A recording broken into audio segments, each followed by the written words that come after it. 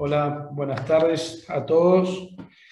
Para los que no me conocen, soy Ramón Vázquez, les doy la bienvenida. Es un placer poder volver a conectarnos por este medio, aunque sea por este medio. Esta vez la idea es continuar con el ciclo de charlas que veníamos haciendo por parte de PGG Rachel Seeds, de la mano de Juan Luz, nuestro gerente de desarrollo, y con la idea de profundizar un poco y conversar sobre esta vieja antinomia de avena versus ryegrass o ryegrass versus avena.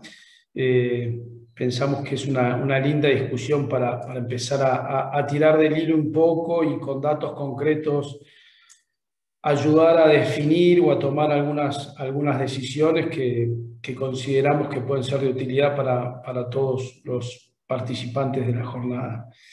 La charla va a estar a cargo de nuestro ingeniero gerente de desarrollo, Juan Luz, conocido por la gran mayoría. Y creo que vamos a poder esclarecer algunas cuestiones, algunos mitos, otros no tanto, pero sin duda tratando de poner sobre la mesa los temas técnicos que hacen a esta decisión. Así que bueno, los dejo en manos de Juan, que va a estar llevando adelante la charla. Les quiero aclarar antes de pasarle a Juan, está habilitado un botón de preguntas y respuestas. Para que la charla sea más dinámica, la idea es que ustedes vayan anotando las preguntas en ese botón y responderemos a todas o las más que podamos al finalizar la charla. Muchísimas gracias y bueno, ahora sí, Juan, te paso adelante. Buenas tardes, ¿cómo les va a todos? Nuevamente les doy la bienvenida. Muchas gracias por sumarse a este ciclo de charlas. Como les mencionaba, voy a compartir pantalla. Ramón, indícame que se esté viendo. Un segundo. ¿Se ve ahí? Sí, se ve. Bien. Sí, se ve perfecto. Como les mencionaba, vamos a tratar de dilucidar un poco de qué se trata estas comparaciones, que muchas veces, como decía Ramón, está considerado o se toma como una antinomia, cuando en realidad lo interesante es tratar de conocer y de dilucidar un poco cuáles son las ventajas, las desventajas y las estrategias para utilizar una u otra especie. A lo largo de la presentación vamos a tener 3 instancias de encuestas que la verdad que tienen un efecto muy interesante en la dinámica de la presentación propiamente dicha, porque el que está escuchando la charla y nosotros también conocemos de una manera muy objetiva cuáles son las opiniones respecto de algunas temáticas en particular. Bien, como mencionábamos recién, la idea no es presentar una antinomia. Hay cuestiones que tienen que ver con ventajas y con desventajas de cada uno de los cultivos. Y básicamente lo que vamos a tratar de abordar son un par de ejes temáticos que son, a mi entender, las principales características que pueden llegar a diferenciar una cosa u otra. Seguramente se me esté escapando algún punto. En ese caso quedará después abierto a las preguntas y aclararemos lo mejor que se pueda. Pero en resumidas cuentas, lo que vamos a tratar de ver de manera comparativa, la producción de forraje al primer corte, la producción a lo largo de todo el ciclo, cuál es la respuesta diferencial a la fertilización nitrogenada, que es uno de los nutrientes que más requiere o que más necesita para tener altos niveles de producción, tanto una especie como la otra. El comportamiento entre bajas precipitaciones, que ahí sí creo que hay una especie de mito. Yo creo que en algunos puntos la avena está sobredimensionada en sus aspectos positivos y el ryegrass me parece que está también sobreexagerados sus aspectos negativos. Creo que este va a ser uno de los puntos más complejos de abordar y quizás uno de los puntos más complejos no sé si de entender, pero sí de aceptar en todo caso, y me parece que puede llegar a dar a buenas discusiones.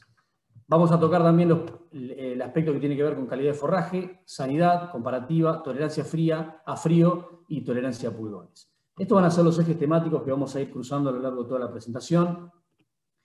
Y como primer punto de partida, para conocer un poco los intereses respecto de los que están escuchando la presentación, vamos a hacer la primera votación. Yo ahora voy a habilitar para que puedan votar. ¿De qué se trata esto? El punto fundamental es, si tuviese que decidir la persona que está escuchando, el productor, el asesor, el técnico que está escuchando esta presentación, ¿cuál de estos aspectos les parece más relevante? No necesariamente tienen que elegir solo uno, o sea, hay una posibilidad de hacer respuestas combinadas. Lo que sí les voy a pedir es que no elijan más de 3 opciones, o sea, se puede elegir 1, 2 o 3 opciones. Y el objetivo, como les mencionaba, es al entender de la persona que está escuchando la presentación, ¿cuál de estos aspectos le parece los más importantes? Producción al inicio del ciclo, producción a lo largo de todo el ciclo, eficiencia en el uso de nitrógeno, disponibilidad hídrica esperada en esa temporada de utilización, calidad forrajera, sanidad, tolerancia a frío, tolerancia a pulgones y costo por hectárea. Sumo una adicional. Entonces, la idea es, en la encuesta tienen que responder cuál de estos aspectos les parece el determinante para elegir avena o raigras. Pongo la votación en marcha. La dejamos correr 1 minuto.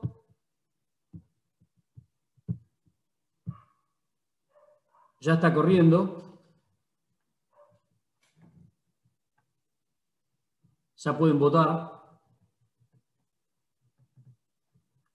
Ahí estoy viendo en el panel de control que están respondiendo.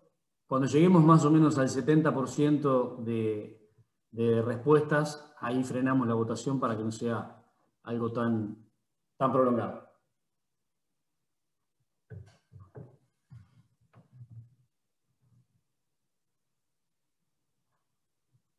Estamos en el 60 y pico por ciento, ¿eh?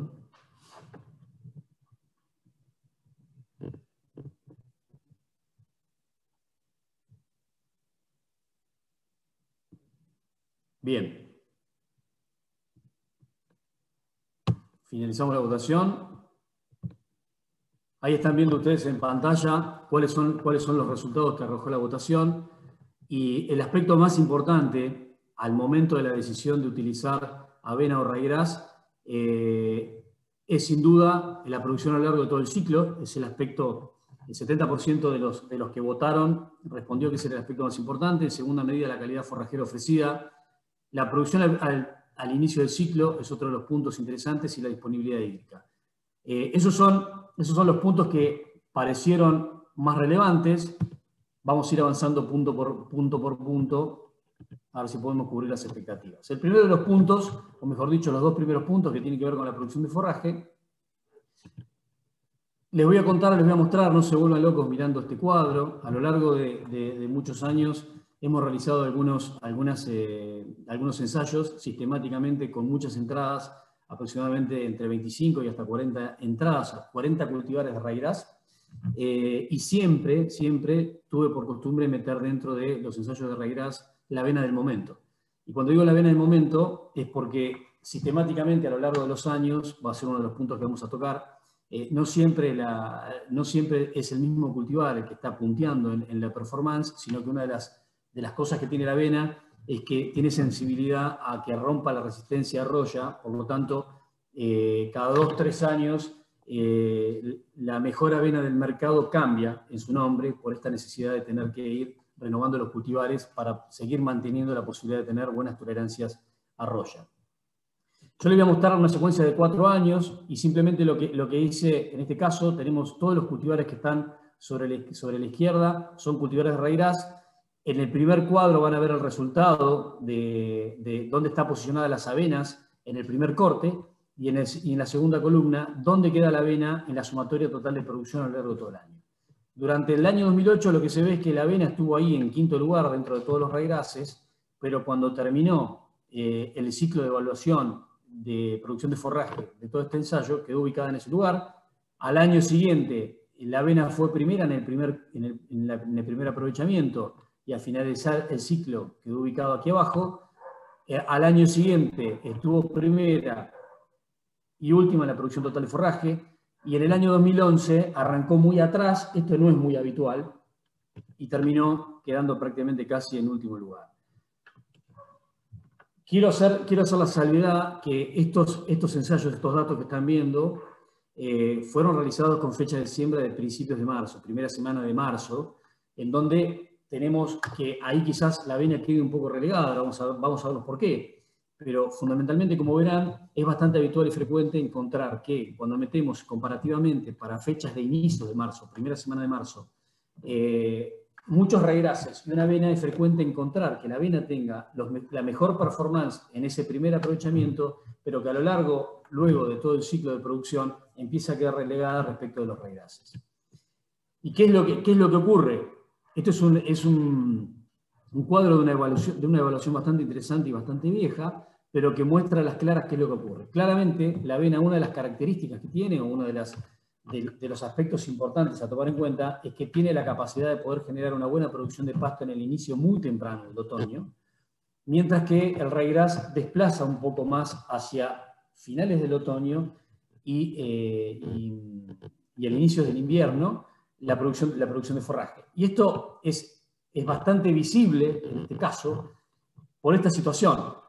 Si vemos los resultados de esta evaluación, entonces unos ensayos muy interesantes realizados por un prestigiosísimo profesional de las forrajeras en Uruguay, en donde en diferentes fechas de siembra muy tempranas, desde enero, febrero y marzo, sembrando avenas y a su vez también un raigras diploide y un raigras tetraploide, lo que se ve es la comparación desde el punto de vista de la cobertura de surco lograda para cada una de las especies. Y lo que vemos es que en las siembras muy tempranas la avena se comportó fantásticamente bien, mientras que la performance que se ve en los raigrases en las siembras tempranas de enero, fundamentalmente, y de febrero, la cobertura del surco fue realmente muy baja.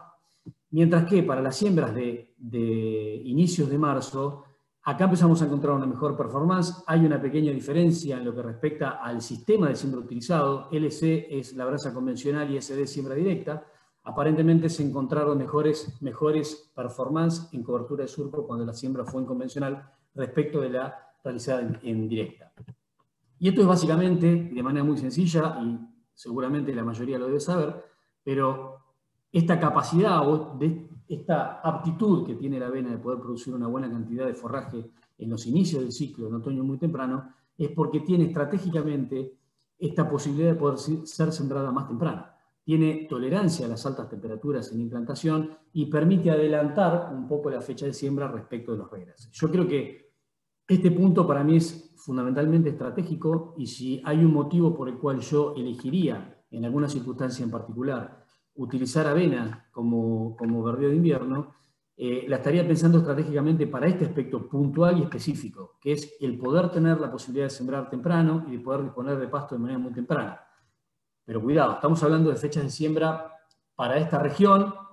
Después tendremos las diferencias respecto de los diferentes ambientes dentro de lo que es la región pampeana, pero para esta región en particular se podría pensar, siempre y cuando haya disponibilidad hídrica, una avena sembrada a partir del 15 de febrero, 15-20 de febrero, nos está dando la posibilidad de tener esa acumulación de forraje sobre el inicio de otoño, mientras que en esa misma fecha de siembra, sembrar un raigras, tenemos una chance muy importante de tener un fallo muy fuerte de producción de forraje. Mirándolo desde otro punto de vista y en un interesante análisis también de Formoso, en este cuadro que es tan complejo de interpretar, yo les voy a ir mostrando paso a paso para poder verlo de manera sencilla. Lo que hicieron fue utilizar siembras de avena y de raigras. Este 284 corresponde a un raigras diploide estanzuela 284, un material rústico y sumamente superado desde el punto de vista de lo que es producción de forraje. Si nosotros vemos o miráramos en detalle los cuadros que les mencioné anteriormente de todos los raigrases junto con la avena, verían que el estanzuela 284 siempre está ubicado de la mitad de la tabla hacia abajo, o sea, es un raigras sumamente superado. Y lo que hicieron es, con diferentes fechas de siembra, como verán acá, fechas desde muy temprana, en febrero, marzo, mayo, y incluso hasta el 15 de junio, tanto para raigras para avenas, como para raigrases con diferentes sistemas de siembra, y analizaron la producción de pasto para cada una de estas siembras, para cada uno de estos sistemas de labranza, durante toda la estación de crecimiento. Hicieron 2 mediciones en otoño, estas mediciones la hicieron cada 45 días aproximadamente, 2 mediciones en otoño, 2 mediciones en invierno, 2 en primavera y una en inicio de verano. Y lo que puede verse claramente es que ahí está, me acomodo la pantalla. Lo que puede verse claramente es que cuando la fecha de siembra se realizó para inicios de marzo, tanto para el ryegrass como para la avena, no hay diferencias relativas apreciables desde el punto de vista de lo que es la capacidad productiva.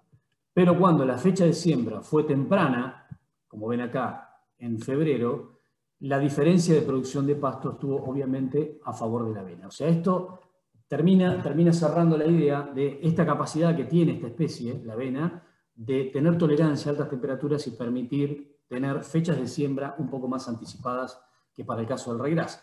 Pero lo que también es importante considerar y tomar en cuenta es qué es lo que ocurre para las fechas tardías.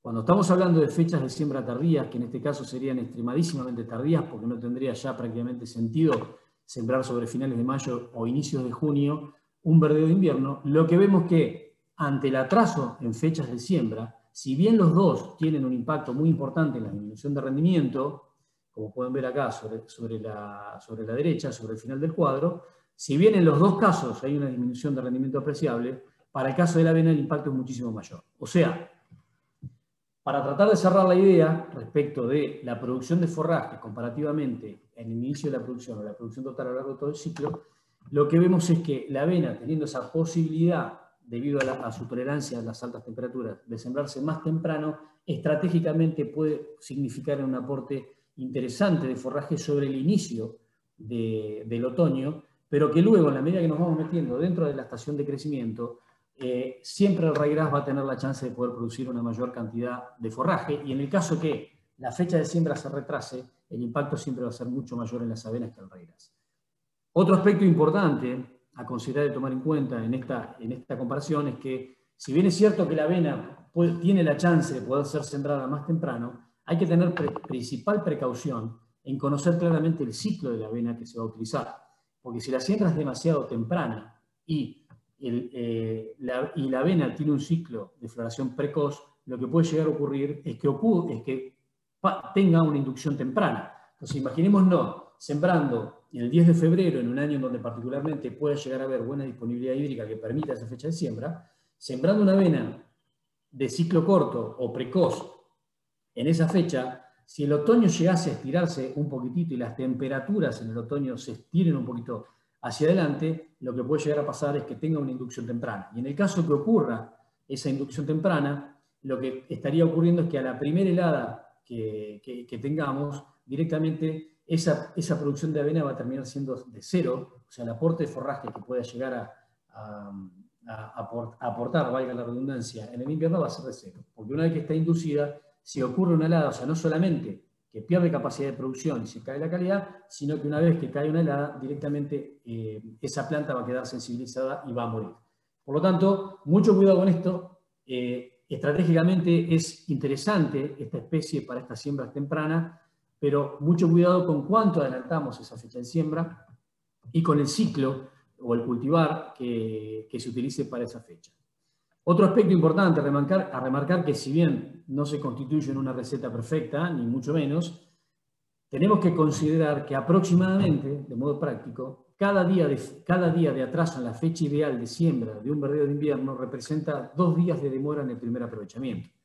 Por lo tanto, si nosotros consideramos como fecha ideal de siembra para un ryegrass, por ejemplo, los primeros días de marzo, si nos retrasamos 15 días, nos vamos a demorar 30 días en el primer aprovechamiento. Por eso se genera este impacto tan grande en las fechas tardías, y por eso justifico de que no tiene ningún sentido sembrar 15 de mayo o directamente en junio un verdeo de invierno, porque realmente no vamos a tener la producción que estábamos esperando, porque se va a demorar mucho el crecimiento hasta el primer aprovechamiento y el volumen producido va a ser muy bajo. Entonces, las avenas tienen esta importancia estratégica siempre y cuando se siembren en fecha y no se demoren. Si entramos en fecha de siembra de principios de marzo, no existen diferencias en la producción o en la capacidad de producción de pasto respecto a lo que puede llegar a aportar un ryegrass. Y lo estamos comparando, como se puede ver en el cuadro, con un ryegrass que genéticamente está muy superado.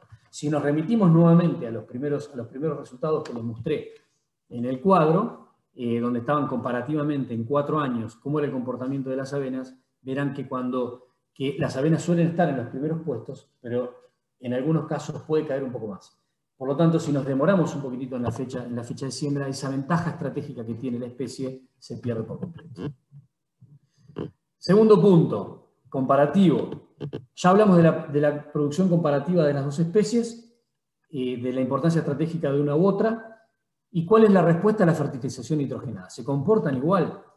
En verdad lo que ocurre es que no tienen igual comportamiento. Lo que se ve en este caso es cómo fue la evolución medida en kilogramos de materia seca acumulada para el caso de un cultivar de avena, de un cultivar de ryegrass respecto de la avena. Siempre los ryegrasses, tomando el dato que ustedes quieran, les voy a mostrar algunos casos, siempre el ryegrass tiene mayor eficiencia en el uso de nitrógeno que la avena, aunque es necesario tomar en consideración que hay algunos factores que afectan a esa respuesta a la fertilización nitrogenada. En primera instancia, la disponibilidad hídrica. En segunda medida, algunos aspectos nutricionales más allá del nitrógeno, como puede llegar a ser el fósforo o algún otro nutriente. Y por sobre todas las cosas, y este es un tema en el que vamos a ahondar un poquitito, el manejo de la defoliación tiene también un impacto importante en esa respuesta nitrogenada comparativamente, esa respuesta de producción de la fertilización nitrogenada cuando comparamos ambos cultivos. Una forma de poder ver la respuesta comparativa de la avena y del ryegrass a la fertilización nitrogenada es ver qué cantidad de kilos de materia seca son capaces de producir en un caso y en el otro por cada kilo de urea aplicado.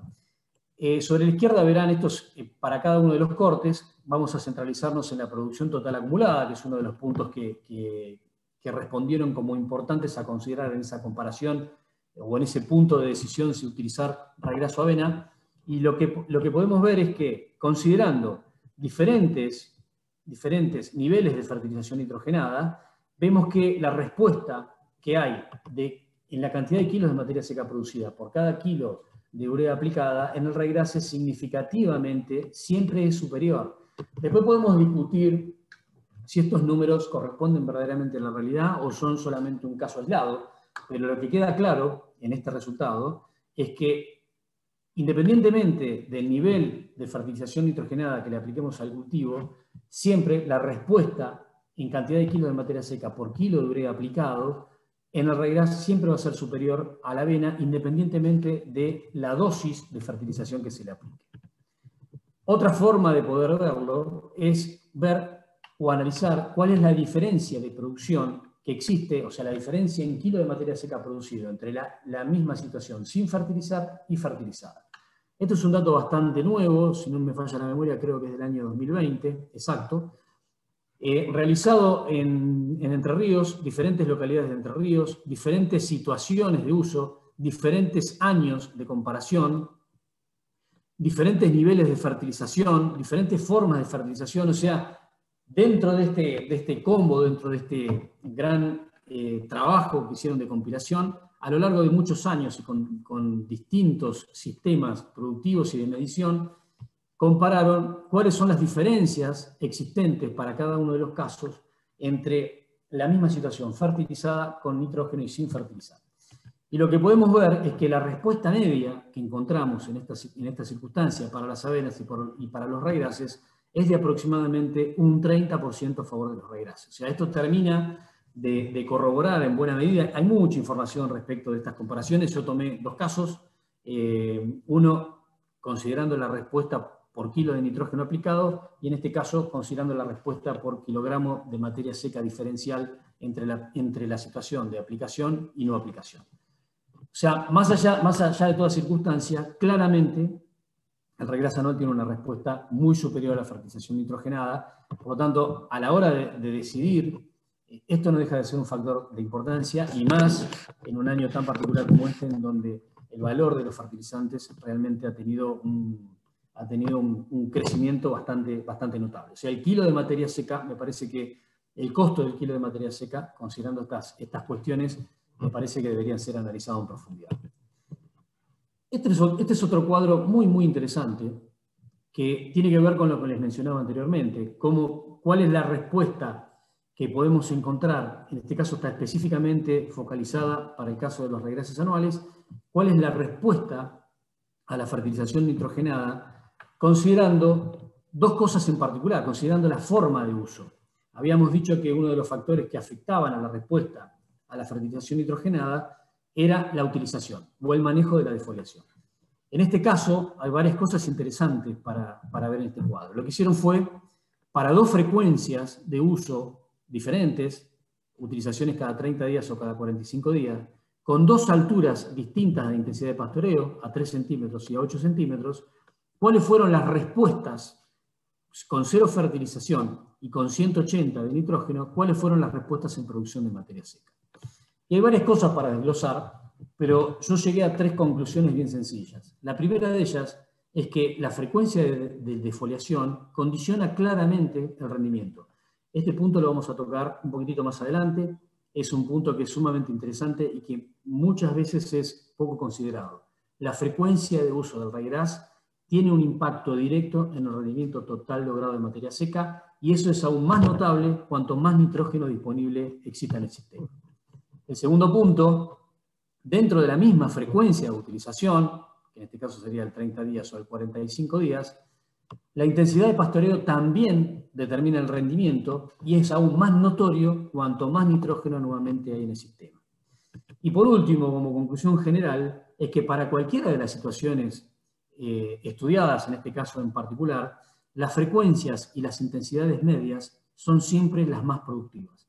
Esto es una conclusión que se repite de manera sistemática a lo largo de todos los trabajos que he podido leer y ver respecto de cuál es la respuesta de la producción específicamente de ryegrass a diferentes sistemas y usos de pastoreo. O sea, claramente, y esto es muy contundente, las frecuencias y las intensidades medias son siempre las más productivas en el ryegrass anual. Y esto es no menor porque normalmente los ryegrasses suelen ser utilizados con frecuencias muy altas, o sea, con descansos entre pastoreos muy bajos y con intensidades de pastoreos muy profundas. Eso me parece que es un punto que en función de los resultados que estamos viendo deberíamos empezar a rever en los esquemas productivos. Nos vamos al cuarto punto, perdón, que es el comportamiento ante bajas precipitaciones, en donde acá existe una especie de inconsciente colectivo que indica que la avena siempre produce mucho mejor que el ryegrass cuando hay poca agua disponible. Seguramente muchos de ustedes estarán pensando que esto es una aseveración absoluta y completamente valedera. Sin embargo, cuando uno sale de la valoración subjetiva y realmente le tiene que poner objetividad a esta comparación, nos encontramos con situaciones bastante, en primera instancia, gráficas y después también numéricas. Como pueden ver, esta es una foto que sacamos en nuestro campo experimental sobre la primavera del 2019 con una sequía realmente muy importante. Y lo que podemos ver acá, que en este caso, a primer golpe de vista, daría la impresión que en este año brutalmente seco, el ryegrass que encontramos sobre la derecha claramente ha sido más productivo que la avena que encontramos sobre la izquierda. Pero vamos a ponerle números para ser objetivos. Este es una localidad de evaluación que habitualmente estaba dentro de la red de evaluación nacional de cultivares de ryegrass. Localidad de Marco Juárez, en el sur de la provincia de Córdoba, y lo que se puede ver acá es cuál es la evolución de las precipitaciones en estas crucecitas, la media de 20 años de la evolución de las precipitaciones. 2 años particularmente secos, 2008 y 2009. Nos vamos a centralizar en el más seco de los 2 años, que fue el 2008, y como pueden ver, que son estos triangulitos que están por acá abajo, fue un año particularmente seco, pero en los meses de mayo, junio, julio y agosto, las precipitaciones fueron prácticamente 0. Por lo tanto, estamos hablando de que este fue un año, el 2008, fue un año particularmente estresante y de muy baja disponibilidad hídrica para esta localidad. Les muestro un poco qué pasó con la evaluación de los cultivares en esta localidad. Sobre la izquierda verán ¿Cuáles fueron las performances de todas las avenas evaluadas? Sobre la derecha, la performance de los raigrases. El cultivar de avena más productivo para ese año particularmente seco rindió 4.895 kilos de materia seca, mientras que para el caso del raigras 5.900, 1.000 kilos más. La media de las avenas fue de 4.000 kilos de materia seca y la media de los raigrases estuvo al menos un 10% arriba. Con lo cual, la conclusión a la que yo arribo después de ver estos resultados, en primera instancia, cuando tenemos años particularmente secos, afecta a los dos. O sea, los dos bajan en su performance productiva. Esta es una localidad en donde es frecuente encontrar niveles de producción de raigrases de 7.000, 7.500 kilos de materia seca, y en este año los rendimientos fueron de 4.500 como media. O sea, la primera conclusión es, cuidado, cuando el año es seco, ambos sufren mucho y rinden menos. Pero cuando le ponemos objetivamente la medición, particularmente para esa situación, lo que podemos encontrar es que las avenas no tienen tan buen comportamiento comparativamente con los raigrases. No estoy diciendo que en todos los casos los raigrases produzcan más pasto en situaciones de sequía que las avenas. Lo que estoy diciendo es que me parece que el comportamiento de las avenas en sequía está sobrevalorado y me parece que el comportamiento de los raigrases en sequía está subvalorado. Cuanto menos, quiero jugar por un empate. Pero cuando uno se pone a mirar estos números, lo que encuentra es que los raigrases suelen estar a la par o incluso rinden un poco más que las avenas. ¿Dónde está el engaño? Quizás tomemos en cuenta que el porte y la densidad de hojas que tiene un raigrase es distinto al que tiene una avena. La avena tiene macrollos muy grandes, es una planta mucho más grande, y los raigrases son mucho más chicos, más densos y más petizos, y quizás visualmente da la impresión de que las avenas tienen mayor cantidad de materia seca disponible que los raigrases, pero a la vista los números parecerían decir que no están así. Siguiente punto, la calidad forrajera. Este es un caso no menor, es un punto no menor y en donde también a veces surgen algunas discrepancias de importancia. Tanto en un caso como en el otro estamos hablando de especies que tienen calidades forrajeras muy altas. Tanto la avena como el raigras son de muy buena calidad, pero hay algunos aspectos, o sea, si los medimos en términos de digestibilidad comparativa a las avenas con los raigrases, nos vamos a encontrar que los dos tienen altísimas digestibilidades. Ahora, cuando nos metemos a hacer un poco de sintonía fina y donde tenemos que mirar un poco más en detalle las calidades, una de las formas que hay para poder medir la calidad es la relación que existe entre los hidratos de carbono solubles y la proteína soluble que tienen cada una de estas especies invernales. En este trabajo que hizo Inta Villegas hace unos cuantos años, comparativamente midieron esa relación o la relación que existe entre proteína soluble y carbohidratos no estructurales o azúcares. Como pueden ver, en este caso, o sea, esta relación, cuanto más chica es, cuanto más cercana a 1, o más cercana a 0, mejor dicho, es porque está más balanceado. Tanto los raigrases como las avenas, pero particularmente los raigrases, vamos a ver ahora algunos números, suelen tener niveles de proteína realmente muy altos. Por lo tanto, estamos hablando de una especie que per se tiene una calidad muy alta, tiene niveles de proteína muy alta, y lo que tenemos que tratar de buscar es que tenga la mayor cantidad de hidrato de carbono soluble, la mayor cantidad posible de azúcares para que esa relación se encuentre balanceada. Si esa relación está desbalanceada, tenemos un mayor riesgo de diarreas, mayor riesgo de hipocalcemias e hipomagnesemias, que son lo que se conoce como la vaca caída. En este caso, la avena pierde un poco de terreno, bastante terreno respecto al raigras, aunque es bastante más propensa a que se generen hipocalcemias en las vacas que la están consumiendo. En el raigras es bastante raro encontrar problemas de hipocalcemias, pero de cualquier manera hay algunos aspectos que se pueden manejar para poder lograr un mejor balance. Si tomamos en consideración qué podemos encontrar en raigrases, los rangos de proteína habituales que podemos encontrar en los raigrases pueden estar en el primer corte en alrededor del 22%. Importante hacer la consideración o la comparación de que una alfalfa puede tener niveles de proteína similares a esto, 20, 22, 25% de proteína. O sea que estamos hablando de que en el primer corte el raigras tiene un nivel de proteína realmente altísimo, y cuando llevamos a encañado la proteína cae significativamente, obviamente cae la calidad en general, pero podemos tener un rango de proteína que va del 22 al 9%, mientras que los hidratos de carbono soluble podemos tener desde el 27% de hidrato de carbono soluble o azúcares en buenos manejos, o podemos caer a niveles de 7 u 8% en manejos inapropiados. Y acá es donde podemos utilizar una herramienta muy importante. Acá el manejo juega un rol muy, muy importante en la posibilidad de equilibrar esto. Y en el ryegrass, más allá de que de per se tiene un balance de proteína soluble y de hidratos de carbono mejor que las avenas, cuando aplicamos el manejo apropiado, podemos bajar significativamente esa relación y tenerlo muchísimo más balanceado de lo que habitualmente puede encontrarse. Si resumimos este cuadro, vemos que en el peor, perdón, esto está invertido. No, está bien, correcto. Podemos tener una situación de 22% de proteína en el primer aprovechamiento, con hidrato de carbono soluble del 7-8%. Esa relación nos da cerca de 3, acá arriba. Mientras que en el mejor de los escenarios, con 22% de proteína, con un buen manejo, podemos llegar a 27% de hidrato de carbono soluble, con lo cual esa relación es de 0,81, que es lo que está marcando prácticamente este cuadro. O sea, que la importancia del manejo, en este caso, puede mejorar, o sea, un manejo correcto o apropiado puede mejorar de manera significativa la calidad de un ryegrass que ya de por sí tiene una calidad superior a cualquier otro verdeo de invierno.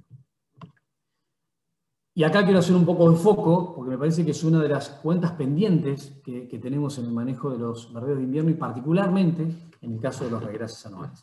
Esta es la curva de crecimiento de cualquier organismo. Si vemos que la utilización desde los días de siembra, si la utilización del ryegrass la realizamos en este momento, tenemos esta disponibilidad de pasto y esta situación. ¿Qué es lo que ocurre en este caso 1 o esta situación 1?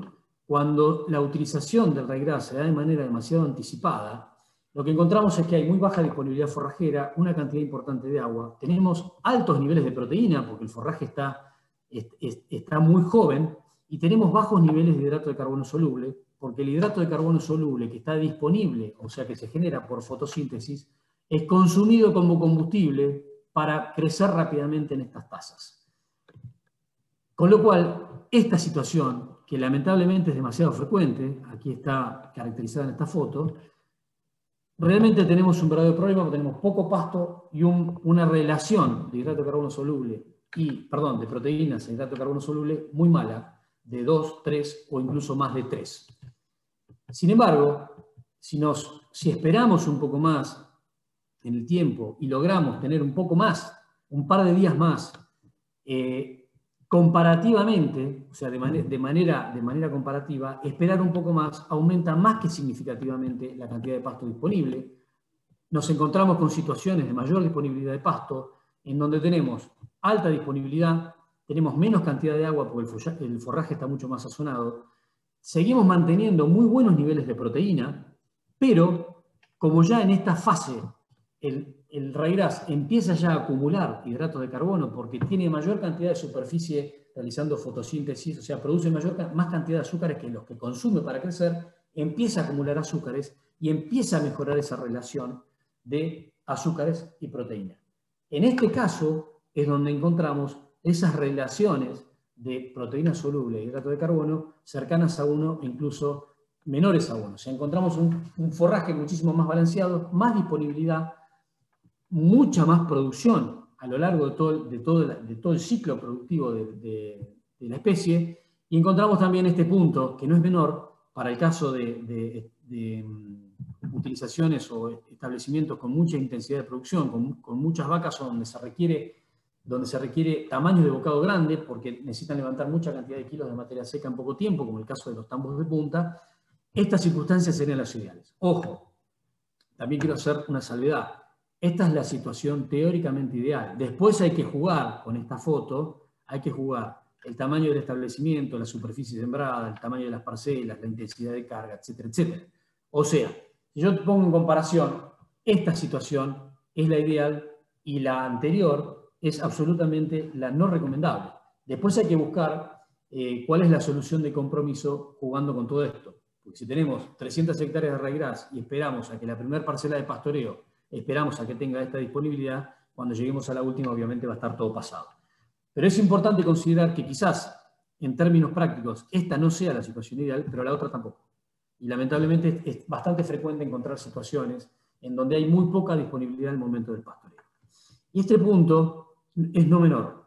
Esperar este tiempo diferencial que a priori para una especie tan estratégica como un verdeo de invierno, en donde tratamos de cubrir un bache invernal, esperar un poco más a que haya un poco más de disponibilidad puede realmente ponernos muy ansiosos por la necesidad de pasto que se tiene, pero cuidado, que esta espera adicional, esa mayor carga de hidrato de carbono soluble también va a generar rebrotes mucho más rápidos y el tiempo que esperamos al primer pastoreo, después no es necesario repetirlo absolutamente de la misma manera en los pastoreos posteriores.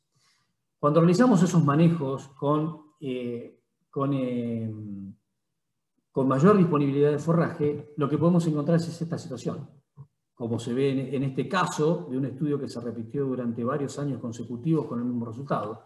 Las frecuencias de utilización más laxas, que también es lo que les mostré en el cuadro de respuesta a la fertilización con diferentes frecuencias de utilización e intensidades de pastoreo, en donde una de las conclusiones era que las intensidades medias y las frecuencias medias de pastoreo son las que daban mejores resultados. Esto seguiría corroborando ese resultado. Cuando las frecuencias de utilización son más laxas, los niveles de hidrato de carbono soluble son mayores y el forraje queda mucho más balanceado.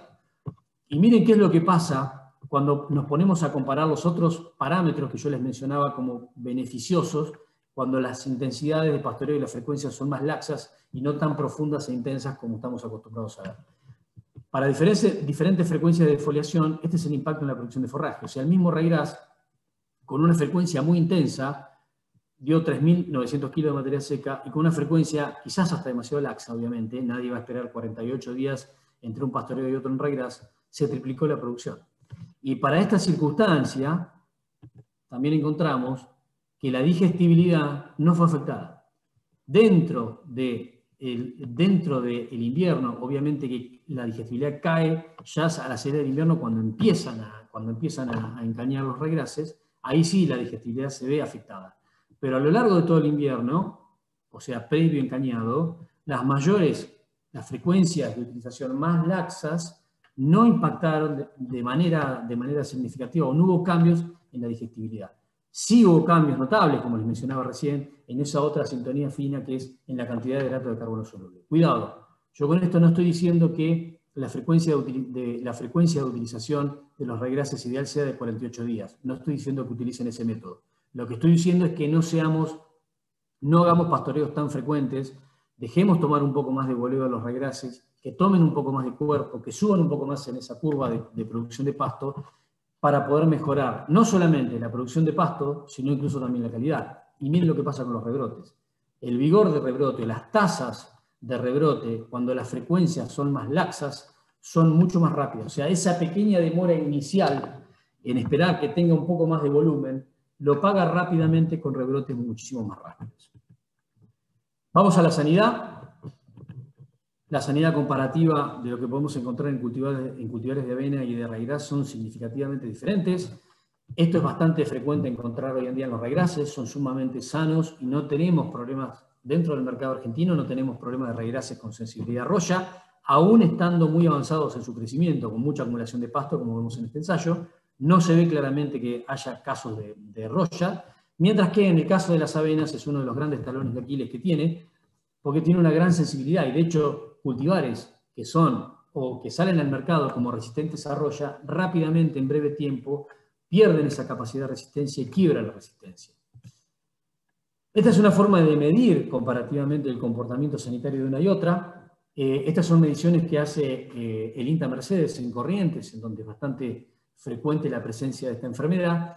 Y acá encontramos una gran cantidad de avenas. Cuanto más rojo, para verlo de manera sencilla, este es el nivel de incidencia, cuanto más alto es el número y más rojo esté el casillero, mayor sensibilidad a roya hay, y cuanto menos, menor sensibilidad a roya. O sea, si vemos comparativamente qué es lo que pasa para todas esas avenas y todos esos raigrases evaluados, lo que vemos que la media de un caso y del otro, el raigras dio 0,33 y la avena 1,44. O sea que podemos decir que los raigrases son un 20%, tienen el 20% de incidencia a roya que podemos encontrar en la media de las avenas. O sea, claramente los raigrases tienen un comportamiento sanitario muy superior y encima de manera prolongada en el tiempo respecto de lo que ocurre con las avenas.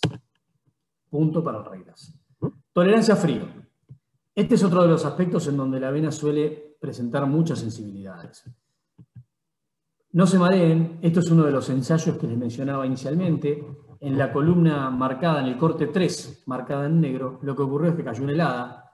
Lo que estoy marcando acá es que posterior a la helada, el rendimiento del corte subsiguiente, el corte 4, cuando los ryegrasses mostraron rendimientos arriba de los 2.000 kilos de materia seca, la avena tuvo un 0 de rendimiento. Normalmente, si nos ocurre que hacemos un pastoreo, un aprovechamiento, y durante esa tarde-noche cae una helada, es frecuente encontrar esta situación, pero también existen casos en donde encontramos situaciones como estas, en donde prácticamente nos quedamos sin cultivo. Entonces, en este caso, realmente hay una situación de gran fortaleza de los ryegrasses respecto de la tolerancia a frío, mientras que las avenas presentan una gran sensibilidad. El último de los puntos, que es la tolerancia a los pulgones, una de las plagas frecuentes de encontrar en los verdeos de invierno, y especialmente en los años secos. Esto es un trabajito también ya bastante antiguo, realizado en pergamino, en donde lo que hicieron fue medir la incidencia de tres especies de avena, de cebadilla y de ryegrass anual, la incidencia de pulgones a los 30 días después de la siembra y a los 60 días. Como verán, la diferencia es radicalmente notable. Si bien es cierto que a los 60 días no presentó pulgón la avena, a los 30 días presentó una incidencia bastante alta comparativamente al ryegrass. O sea, en el ryegrass no existe una sensibilidad tan grande como sí podemos encontrar para el caso de la avena. O sea, si bien a los 60 días no tuvo incidencia, si a los 30 días la tuvo, es muy probable que lleguemos con plantas muy debilitadas o con mucha pérdida de plantas a los 60 días.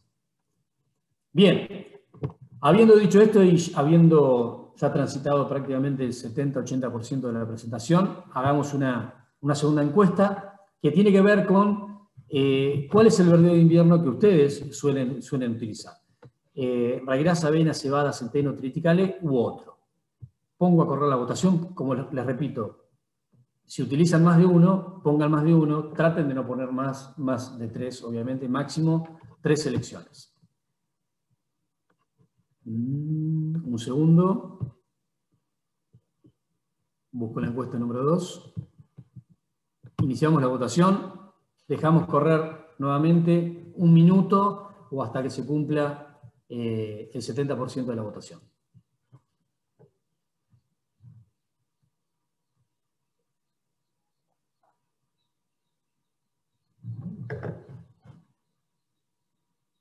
Estamos en el 60.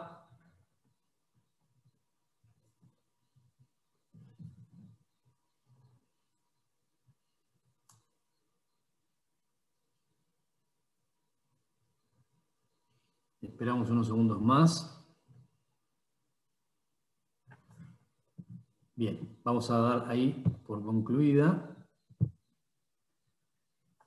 Bien, de los que están participando, de los que han participado en la votación, el 78% usa ryegrass y el 69% usa avena, o sea que claramente son los dos verdeos de invierno más utilizados por los que están participando de la presentación, y hay una pequeña ventaja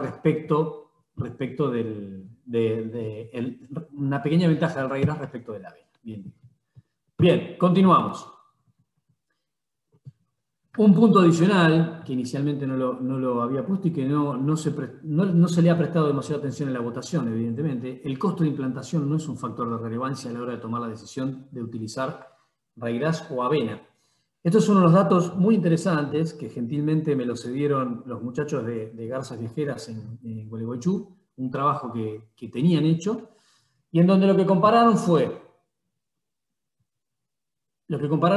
diferentes verdeos de invierno, y lo que vemos que en este año, particularmente en este año, hacer un ryegrass diploide como estanzuela 284 tiene el mismo costo por hectárea prácticamente que hacer una avena estrigosa, que normalmente suele ser un verdeo de invierno muy económico.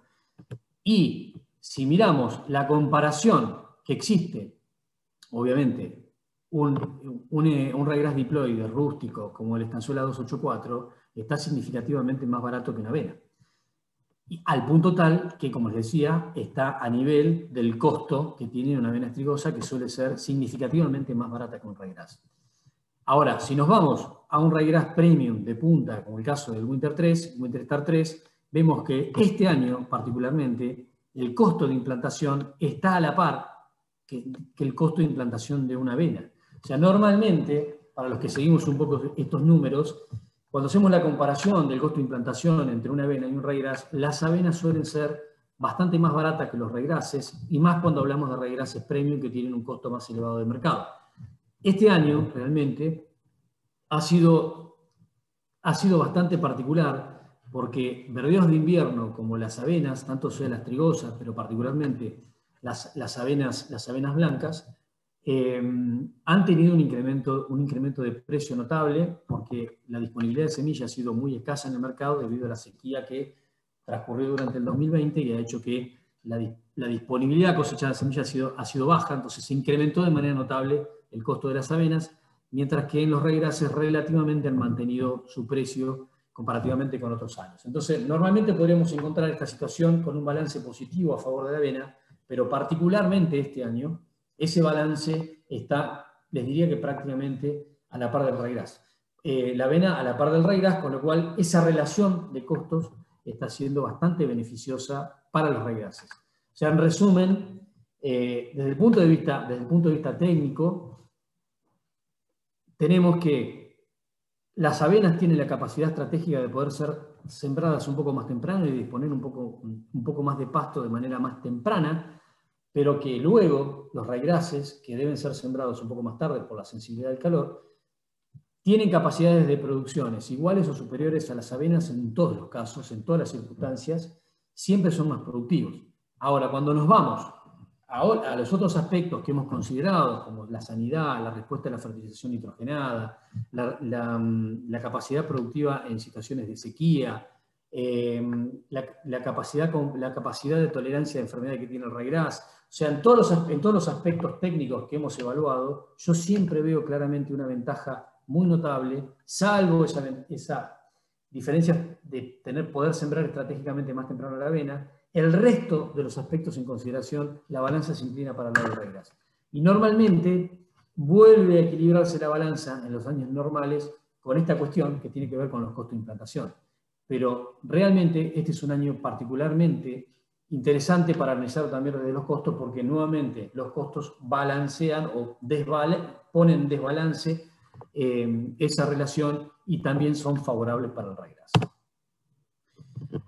Uno de los aspectos, el último de los aspectos que vamos a abordar, uno de los aspectos también, además, interesantes que tiene el ryegrass, a mi entender, con ventajas técnicas notables respecto de la avena, y en este año en particular, con un equilibrio bastante interesante para considerar desde el punto de vista de los costos, los ryegrasses tienen algunas otras cosas interesantes, que es tener una cantidad de opciones muy importantes.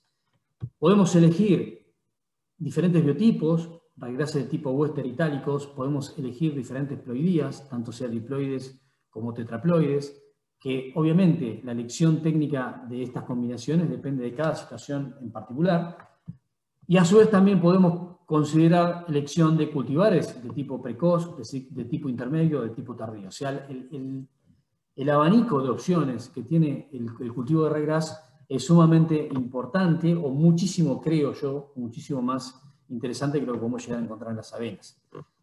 Y todas estas comparaciones que yo les menciono se ven fácilmente plasmadas en esta fotografía, en la salida de invierno, mejor dicho, en la primavera, en donde se ve claramente esta diferenciación de opciones. ¿Qué es lo que podemos encontrar? Podemos encontrar desde casos de ryegrasses muy precoces que ya terminan su ciclo y que no solamente no tienen más que aportar, sino que podían dar lugar a la utilización o el seguimiento con otro cultivo encadenado, o, yéndonos al otro extremo, un cultivar absolutamente tardío, el caso de un ryegrass tetraploide itálico de ciclo muy largo, que es capaz de seguir produciendo pasto muchísimo más allá de lo que puede producir un precoz. Hacemos la última encuesta, que esto les puedo asegurar que me genera muchísima expectativa esta respuesta. Si el usuario de ryegrass tuviese que elegir alguna de estas opciones en ryegrass, ¿qué elegirían? un ciclo largo itálico con una producción de forraje desplazada más hacia a la salida del invierno a inicios de la primavera, incluso hasta inicio de verano. O sea, los ciclos itálicos vuelcan la producción de manera larga, pero complican un poco la rotación porque incomoda mucho ubicar un cultivo de gruesa. O sea, estos raigraces son capaces de producir hasta fines de noviembre. Elegirían un ciclo medio con una producción intermedia alta, pero más corta y que pueda rotarse con cultivo de gruesa, especialmente de segunda. Elegirían un cultivar de ciclo ultra precoz, que todos sabemos que cuando achicamos el ciclo se termina antes, o sea, producen menos pasto, pero estratégicamente lo producen antes. O sea, estarían dispuestos a utilizar un ciclo corto, sacrificando un poco de disponibilidad de pasto, pero permitiendo meter un cultivo de gruesa posteriormente. Elegirían, independientemente de los ciclos, el cultivar más barato, o elegirían, en el caso hipotético que exista, un cultivar con algún evento que permita controlar malezas. Entonces, las opciones son, ¿qué elegirían? ¿Un ciclo largo o un intermedio? ¿Un ultra precoz? ¿El cultivar más barato? ¿O un cultivar con evento? Pongo la votación en camino. Si me permiten un segundo. Ahí vamos, iniciamos la votación.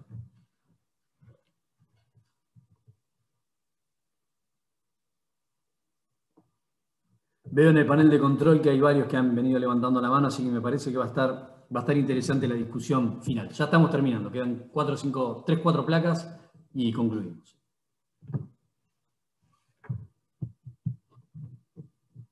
¿60%?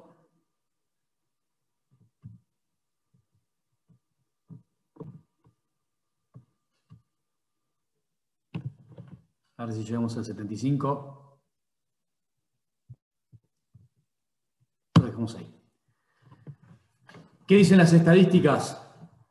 Que la preferencia es claramente a utilizar cultivares de ciclo medio con producción intermedia alta, pero más corto y que pueda rotarse con cultivos de gruesa, especialmente de segunda.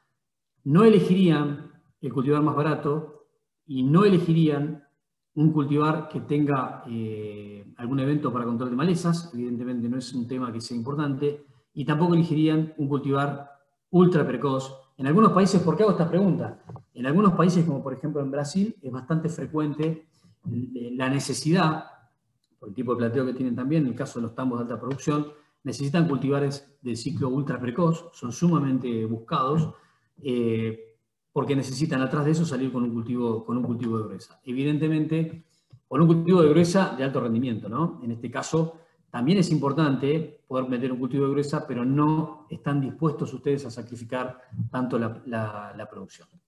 Bien, seguimos adelante. Estos son 4 o 5 fotos para terminar de resumir cuáles son las características de los materiales de diferentes ciclos. Acá voy a hacer en la secuencia cuáles son las ventajas de elegir materiales de diferentes ciclos, desde el punto de vista de qué es lo que ofrecen y cuándo termina el ciclo, y qué niveles de producción puede llegar a ofrecer, comparativamente siempre anclado con el Estanzuela 284, que es el material de referencia o es el más barato del mercado. Miren lo que es esto, miren lo que son la diferencia de producción, o sea, no solamente hay diferencias de producción estacional, sino que también hay diferencias de producción total. Es bastante esperable encontrar que un material mejorado tenga entre 10 a 15% más de producción respecto de la referencia, que es el 284. Estamos hablando, en este caso, son 2 materiales de tipo diploide, tanto el Camaro, que es el material privado nuestro, como el 284, los 2 son diploides. Ahora, cuando nos vamos a un material tetraploide con mayor potencial de producción per se, y encima con un ciclo un poquitito más largo, nos encontramos con esta situación y con diferencias en los niveles de producción que se van maximizando, ¿no? Tenemos diferencia de producción no solo a nivel estacional, sino un rango de diferencia mayor en la acumulación total de producción a lo largo de todo el ciclo productivo del breve invierno. Y si nos vamos ya al extremo absoluto, que es un material súper largo, esta foto está sacada, miren, en noviembre, cuando una estanzuela ya está seco desde hace rato, un material itálico todavía está en condiciones de producir buenos niveles, y tenemos diferencias importantes desde el punto de vista estacional y sumamente importante debido al largo de ciclo y a la calidad del material respecto de un material básico y barato como el 284, muy superado, como les mencionaba, de manera bastante importante. Bien, estamos perfectamente en hora, así que dejamos paso, dejo de compartir la pantalla y dejamos paso a todas las preguntas y respuestas que podamos llegar a trabajar. Ramón, quedo en tus manos para las preguntas. Bien. Bueno, muchas gracias a todos los que participaron y presentaron sus inquietudes y preguntas. Vamos a tratar de ir seleccionando algunas de las varias preguntas que hicieron, porque algunos se reiteran, entonces por ahí es una pregunta similar realizada de distinta manera. La primera pregunta que tenemos es a la siembra, fertilizar con nitrógeno o con fósforo. No especifica la especie, pero me parece que la respuesta puede ir para los dos. Yo creo que en primera instancia yo te diría que es bastante genérico esto, no solamente tiene validez para regras o para avena, o sea, tiene validez para los dos y para muchas otras cosas, independientemente del verde invierno que se utilice. Yo siempre la recomendación que doy, en el caso que se pueda, siempre recomiendo hacer una fertilización de base, lo que habitualmente suele conocerse como arrancador, que tenga obviamente algo de fósforo, y podemos partir incluso hasta de un escalón más abajo. Prácticamente, lamentablemente, no tenemos ya demasiados lugares en nuestra región pampeana en donde no tengamos deficiencia de fósforo. O sea, las deficiencias de fósforo, cuando hablamos de gramíneas en general, el umbral a partir del cual no manifiestan respuesta a la fertilización fosforada está arriba de 15 partes por millón, 15 o 20 partes por millón. Y la verdad que es bastante difícil encontrar, salvo algunas zonas muy puntuales, es difícil encontrar suelos que tengan más de 7 u 8 partes por millón, y buena parte de la región pampeana, especialmente en provincia de Buenos Aires, tiene 3 o 4 partes. Por lo tanto, sí, tendríamos que llegar hasta 15 para no manifestar respuesta. Si partimos de 3, 4, 7 o 10 partes por millón, cualquier fertilización fosforada que se haga, obviamente que va a generar una respuesta inmediata. Y como el fósforo es un elemento no móvil en el suelo, siempre lo ideal, o de muy baja movilidad, lo ideal es ponerlo al momento de la siembra para que lo aproveche ese cultivo. Obviamente que después se pueden hacer refertilizaciones con fósforo, pero que la mayor parte de ese fósforo de refertilización va a ser para meter en la caja de ahorro del suelo y va a ser aprovechado principalmente por cultivos posteriores y no por ese cultivo. Pero siempre el arrancador, para mí, condición sine qua non, tiene que estar. Pero de cualquier manera, si hay que elegir, claramente la respuesta de estas especies, de estas gramíneas de crecimiento tan explosivo, tanto sea el regras como la avena, siempre responden de manera mucho más notable al nitrógeno, ¿no? Y por lo tanto, la fertilización de arranque idealmente debería estar, pero me parece que la fertilización nitrogenada posterior es indispensable. Bien. Gracias. Otra pregunta tiene que ver con los requerimientos hídricos de cada una de las especies. Pareciera ser que por ahí la avena tiene menor requerimiento hídrico que el ryegrass. ¿Esto es necesariamente así, viendo la performance que mostraste en los cuadros? A ver, en primera instancia, en esa comparación tan provocadora, si queremos ver de alguna manera, mi primera intención es, no digo que los regrases tengan mejor comportamiento ante déficit hídrico. Lo que digo y refuerzo el concepto, cuando hay déficit hídrico los dos producen mal, claramente. Tanto en un caso como en el otro, necesitan de 700 a 800 litros de agua por cada kilo de materia seca que producen. O sea que la cantidad de agua que necesitan es brutalmente enorme. Por lo tanto, si el agua no está, los niveles de producción se caen a pedazos. Ahora bien, lo que quiero reforzar, o lo que quiero ser bastante contundente, es que no creamos que el ryegrass, la falta de agua le pega más que a la avena. A los dos le pega fuerte, y yo lo que veo es que no es tan contundente que le pegue más al ryegrass que a la avena. Especialmente en el oeste, al ryegrass lo suelen llamar mal amigo porque en las malas dicen que te deja. En realidad sí, yo creo que en estos casos en donde existe déficit hídrico, creo que si objetivamente se comparan de manera pareada, que es lo que yo mostré en esos resultados, el comportamiento de la avena y del ryegrass, cuanto menos van a estar a la par. y en alguna circunstancia me parece, y más cuando hay algo de nitrógeno disponible, la respuesta del regras va a ser mayor. O sea, si encontramos que parte también, esto se combina un poco con la respuesta a la fertilización nitrogenada. Si estamos en un, o sea, déficit hídrico, y estamos en un suelo con baja disponibilidad, o sea, poco nitrógeno, poca disponibilidad de agua, quizás las diferencias no sean tan notables. Ahora, si le ponemos un poquitito de nitrógeno, estando incluso en déficit hídrico, como el regras suele tener una respuesta mejor en cantidad de kilos de materia seca producida por kilo de nitrógeno aplicado, lo más probable es que ahí despegue un poco el regras. ¿Se entiende? Entonces, ese quizás puede llegar a ser la respuesta de por qué encontramos esos datos en los números que le mostré de Marco Juárez. O sea, si hay algo más de nitrógeno, siempre va a despegar. Las malas condiciones nivelan para abajo. Donde mejora un poco la condición, siempre el regras va a tender a despegar. Pero yo no estoy convencido, al menos no estoy convencido de que la avena tenga mejor comportamiento de sequía que el regras. Cuanto menos quiero sacar un empate. Bien, excelente respuesta. Acá hay una pregunta que es media general y que tal vez vos la podés dividir de acuerdo a la zona, sobre todo por la latitud, porque está preguntando cuán temprano se puede sembrar la avena sin correr un riesgo de que se induzca en forma temprana. Bueno, eso hay como bien decías vos, Ramón. Ahí creo que la respuesta se puede particionar en muchas cosas. Para la misma localidad, o sea, para la misma latitud, hay que tomar en cuenta el ciclo de la avena que estamos considerando, ¿no?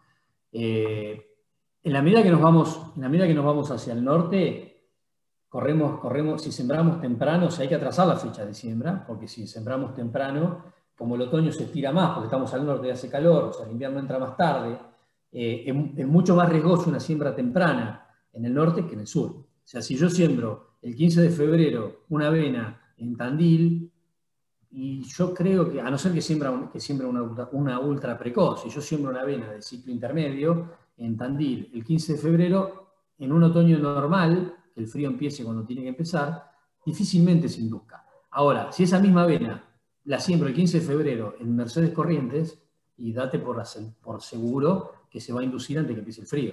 Entonces hay que jugar con las dos cosas. Hay que jugar con la latitud y hay que jugar con el ciclo, ¿no?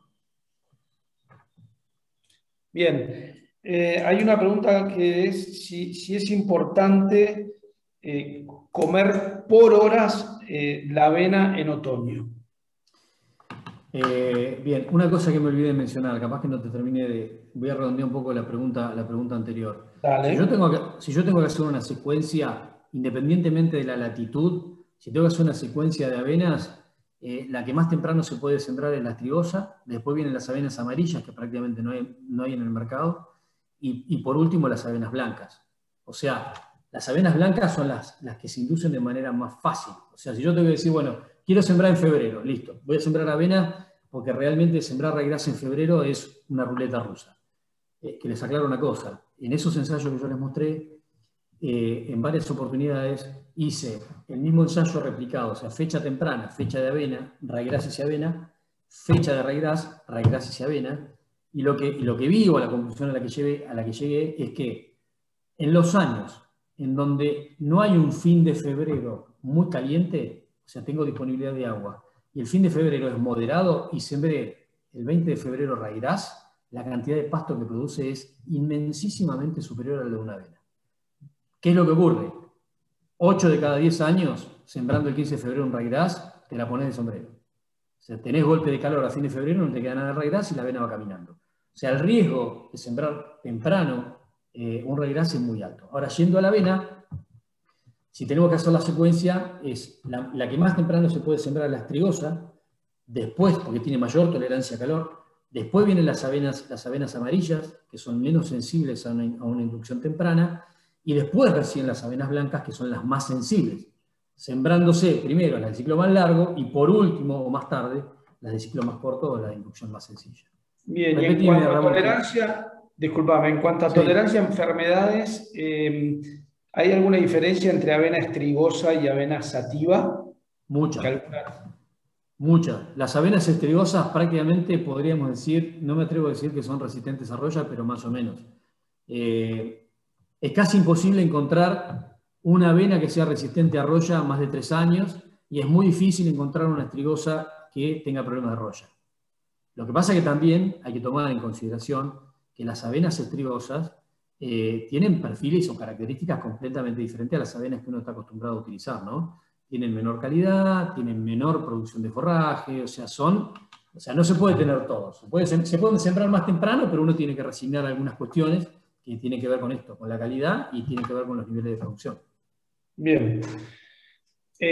Respondemos si es importante comer por horas la avena en otoño. Bien, me había quedado eso. A ver, y acá hago una respuesta global, no solamente para avenas, sino también para raíces. Y yo te diría que sí, hay 2 o 3 cosas que me parece que globalmente se suelen hacer no del todo bien.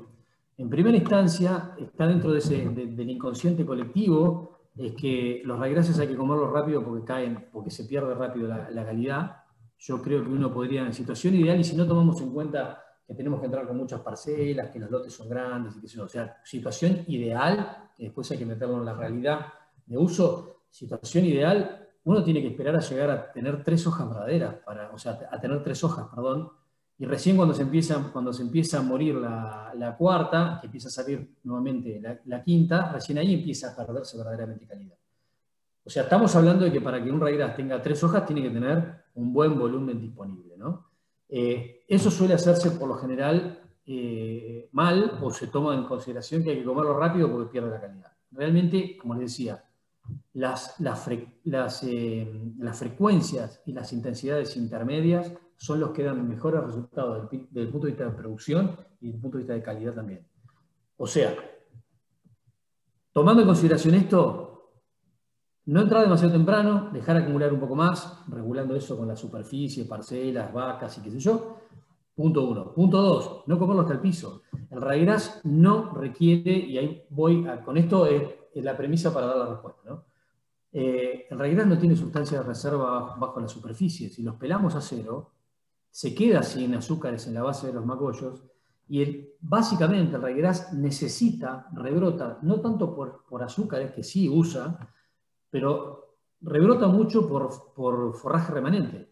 O sea, si nosotros dejamos un raigras pelado así, tiene poca cantidad de azúcares abajo, porque no tiene dónde guardarlo, y encima no tiene hoja para hacer fotosíntesis. El rebrote es más lento. Si en vez de dejar ese rebrote de ese remanente de 3 centímetros, dejamos 7-8 centímetros de remanente, tenemos acumulación de azúcares en la base de las vainas y tenemos también hojas remanentes o IAF remanente para poder generar fotosíntesis y entonces más superficie de fotosíntesis, encima más azúcares, esa es la respuesta de por qué crecen tan rápido, cuando se les deja un poquito más de remanente. Por eso, intensidades y frecuencias intermedias, válido para raigras, para avena y para otro verde de invierno.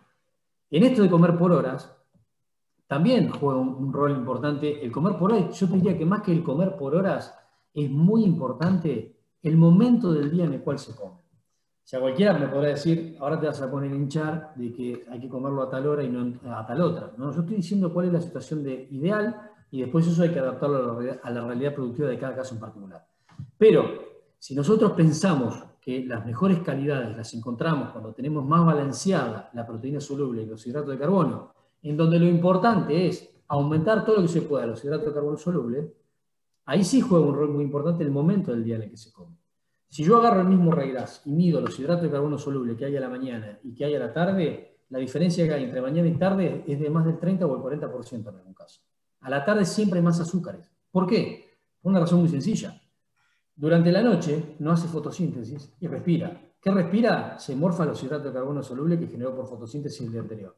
Entonces, cuando llegamos a la mañana, esa planta tiene la cantidad mínima de hidratos de carbono soluble porque se los respiró durante la noche. Empieza a hacer fotosíntesis, empieza a acumular hidratos de carbono soluble, y ¿cuándo es máximo? A la tarde, porque estuvo todo el día haciendo fotosíntesis. La diferencia de calidad que hay en el mismo raigras, independientemente del manejo, entre la mañana y la tarde es notable. Y con el mismo producto, o sea, con el mismo cultivar, con la misma especie, vamos a encontrar un forraje mucho más balanceado si se pastorea de tarde que si se pastorea de mañana. Bien, tengo un par de preguntitas más. Voy a dejar para el final una que creo que es para hacer otra charla, entonces casi sería el título de la próxima. La primera es, ¿qué calidad forrajera podemos esperar de un itálico en noviembre, fin de noviembre, por ahí? Bien. A ver, los raigráceos itálicos suelen tener, especialmente sobre el fin del invierno, la primavera, incluso la primavera larga, ya inicio del verano, los itálicos siempre van a tener más calidad forrajera que un western, siempre, invariablemente. ¿Y por qué? Los western a lo largo de todo su crecimiento tienen lo que se llama solamente inducción primaria. O sea, crecen y una vez que toman volumen, cuando la temperatura de primavera sube, los macollos que tienen edad suficiente para, o sea, que tienen ontogénicamente la edad necesaria, o sea, tienen el tamaño, el volumen necesario para florecer, levantó la temperatura en primavera, encañan, florecen. Los macollos más chicos, que no tienen el tamaño suficiente para florecer, le ceden muchas sustancias nutritivas a los macollos que florecieron, se mueren. Cuando floreció, se muere. Un itálico tiene doble requerimiento para poder florecer. Tiene que primero tiene que generar el tamaño del macollo necesario para estar en condiciones de florecer. Una vez que tiene el tamaño necesario, tiene que acumular la cantidad de horas de frío necesarias para florecer y en segunda medida, una vez que acumuló, cuando sube la temperatura de primavera, florece. Entonces, cuando llegamos a la primavera, en donde un western invariablemente floreció, nos vamos a encontrar que un itálico va a tener macollos que acumularon horas de frío y florecieron, y van a tener macollos que tienen tamaño grande, que no alcanzaron a acumular las horas de frío suficientes para florecer, entonces por más que aumente la temperatura, no florecen. Entonces es frecuente encontrarnos en octubre o en noviembre, te diría que en noviembre lo encontrás frecuentemente, plantas de western que florecieron, se murieron y se terminó la música, mientras que los itálicos vas a encontrar macollos florecidos, macollos verdes, que no tienen cañas. Es bastante frecuente que el 30 o hasta el 40% de los macollos de un itálico en principio de noviembre estén en estado vegetativo. Por lo tanto, si vos cortás ese pasto y le haces calidad, vas a tener una parte con menos calidad porque encañó, que sería lo que podrías encontrar en un western, mientras que una parte, hasta el 30% de los macollos no encañó, y eso es calidad pura. Entonces, al mezclarlo, cortar todo, mezclar los florecidos y los no florecidos, vas a encontrar niveles de digestibilidad muy superiores en los itálicos en noviembre que lo que podés llegar a encontrar en un western en octubre. ¿Se entiende? Excelente, Juan. Y te tiro la última, en medio haciendo una síntesis de la pregunta. Raigraces diploides versus tetraploides. Bueno, excelente. Ese es otro punto que a veces no se conoce en profundidad. Los raigraces diploides son más rústicos que los tetras. O sea, los diploides tienen menor potencial de producción, los tetraploides tienen mayor potencial de producción, pero los tetras, si bien pueden producir más y tienen mayor calidad, tienen requerimientos también mayores que los diploides. Requerimientos no solamente de sitio, o sea, no solamente requerimientos de agua, requerimientos de nutrientes, sino también requerimientos de manejo. Los diploides tienen muchos macollos muy chiquitos. Los tetras tienen menos macollos, pero son más grandes. Entonces, ¿qué pasa? Si uno los somete, desde el punto de vista del manejo, a un manejo extensivo, poco cuidado, donde podés entrar incluso, por ejemplo, para hacer un ejemplo bien gráfico, vos tenés un lote de diploide, un lote de tetraploide, llovieron 50 milímetros, tenés que entrar con las vacas sí o sí en el primer pastoreo o en el segundo pastoreo por una cuestión de necesidad, no porque sea lo ideal, y lo que te va a pasar es que vas a comerte un montón de macollo con las patas, o sea, muchos macollos se van a enterrar, y vas a romper muchas plantas. Con un tetraploide, ¿qué te va a pasar? Va a tener menos capacidad de poder recomponer los macollos pisoteados o enterrados, mientras que un diploide, como tiene mayor cantidad de macollos, va a recomponerse mucho más rápido de esa situación no ideal. Eso desde el punto de vista del manejo. Desde el punto de vista de situaciones ambientales, los diploides son mucho más rústicos y fundamentalmente son mucho más eficientes en situaciones de menor disponibilidad hídrica. Yo tengo bastantes datos analizados al respecto, muchos, y es sistemático. Los años secos, o sea, situaciones de estrés importantes, los diploides tienen mejor comportamiento que los tetra, pero guarda que cuando la situación se revierte, los tetraploides proporcionalmente son mucho más productivos que los diploides, ¿entiende? O sea, pongamos un caso para solo gráfico. Si yo pongo acá un pergamino, un diploide y un tetraploide y tengo un año seco, el diploide me va a rendir un 8% o un 10% más de pasto que el tetra. Ahora, al año siguiente, siembro los dos mismos materiales y tengo un muy buen año de buenas precipitaciones, el tetraploide me va a producir un 15 o 20% más que el diploide. ¿Se entiende? Perfecto. Bueno, me parece que estamos bien de preguntas, Juan. Estaríamos dando por terminado el intercambio. Yo no sé si vos querés redondear con algún concepto y nos despedimos. O... No, mira, yo más que hacer un redondeo de conceptos, quiero dejar en claro, me parece que fui lo suficientemente contundente para dejar entrever que soy muy pro Reigras y no tan pro avena.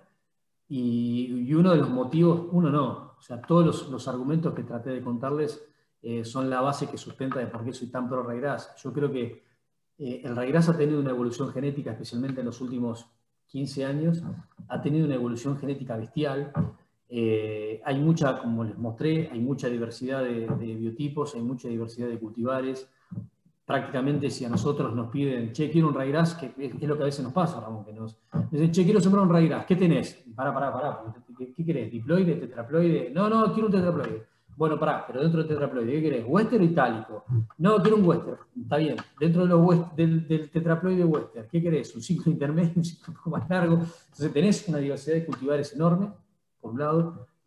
No tenés problemas de enfermedades, o sea, todo lo que les estuve contando a lo largo de toda la presentación, no tengo argumentos para no decirles que el Reigras es una bestia. En una de esas, quizás en alguna circunstancia, la balanza económicamente tira más hacia la avena. Este año no se da el caso, este año justamente la ecuación económica sigue dando a favor del Reigras. Y con esto no quiero decir que estoy en contra de la avena. La avena para mí, el único lugar que tiene, sin ningún lugar a dudas, es para aquellos casos en donde es necesario o indispensable sembrar temprano. Esos 15 días antes que se puede sembrar la avena respecto a un Reigras, una avena la puedo sembrar sin riego el 15 de febrero y un Reigras lo puedo sembrar sin riego a partir de la primera semana de marzo. Esos 15 días de diferencia son 30 días de adelantamiento en el pastoreo. Y tener el pasto 30 días antes en una cadena forrajera, en alguna circunstancia puede llegar a ser sumamente interesante. Entonces, para mí, la avena es una especie que como verdura de invierno es estratégico. Lo uso en situaciones particulares para esa circunstancia puntual. Para el resto de las cosas, sin ningún lugar a dudas, me quedo con el Reigras. Lo último, y ya los despedimos, creo que todos conocen mi correo. Mi correo es jluz@pgwseeds.com.ar, jluz@pgwseeds.com.ar.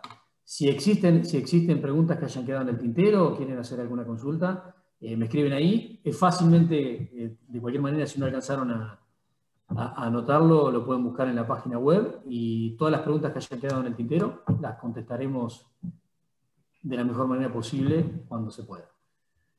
Bueno, gente, sin más, los despedimos, les agradecemos la participación y quedamos entonces a la expectativa de próximas reuniones.